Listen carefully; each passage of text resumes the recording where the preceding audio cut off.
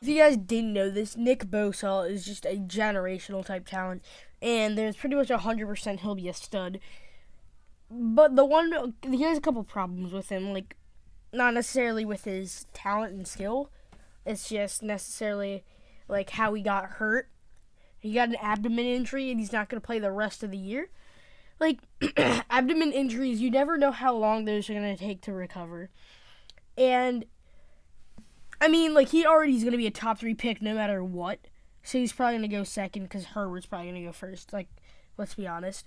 But the fact that he has an abdomen injury is really big, and that he's not going to play any college football games for the rest of the year, it's kind of concerning. But when you look at his upside, like, that's pretty much his only downside, to be honest. He had 4.5 sacks while his brother Joey was there, 8.5 last year, and was on track this year to get around 14 to 18, and he had about 0.7 sacks a game last year, which is really good, especially for somebody in the Big Ten.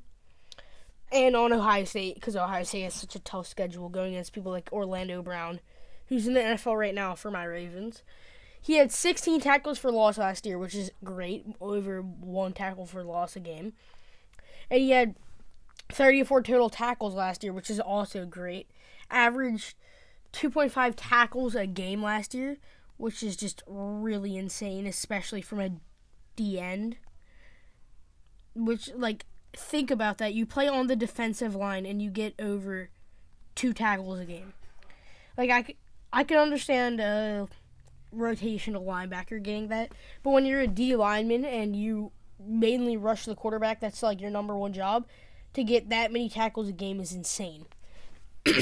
Now, he's 6'4" tall. He's very strong and has Myles Garrett speed. And Myles Garrett was one of the fastest D linemen ever. He's faster than most QBs, which is actually, like, really important. If a QB's trying to get out of the pocket, if he can chase them down, that's very important. It leads to so many plays getting blown up. So the only way you can stop him is blocking him. And that is very hard to do. I'll get to that later.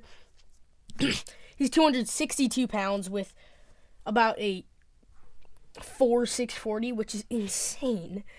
He's only 20 years old. My player comp for him is like his brother Joey Bosa. He's very similar to him with his size, strength, speed, and use of hands. And his use of hands makes him so hard to block. As you get both of your hands on him, he can just cut those down. He can just swim over them, being 6'4". He can cut through them. And, like, the only way you could pretty much stop that is by holding. And that's a 10-yard penalty. And so there's literally no way to stop him as a defensive end.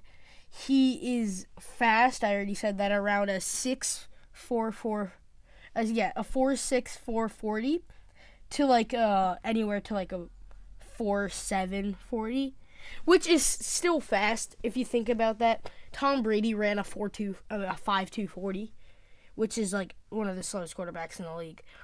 Someone like a Jared Goff would run a 4.8, and Aaron Rodgers would run like 4.8, and he's faster than those guys while being at least 50 pounds heavier. Take people even like Cam Newton. He's at least 40 pounds, 30 pounds heavier than Cam Newton. He's very quick. He's very agile, which is really crazy to think for someone that's 6'4", 260.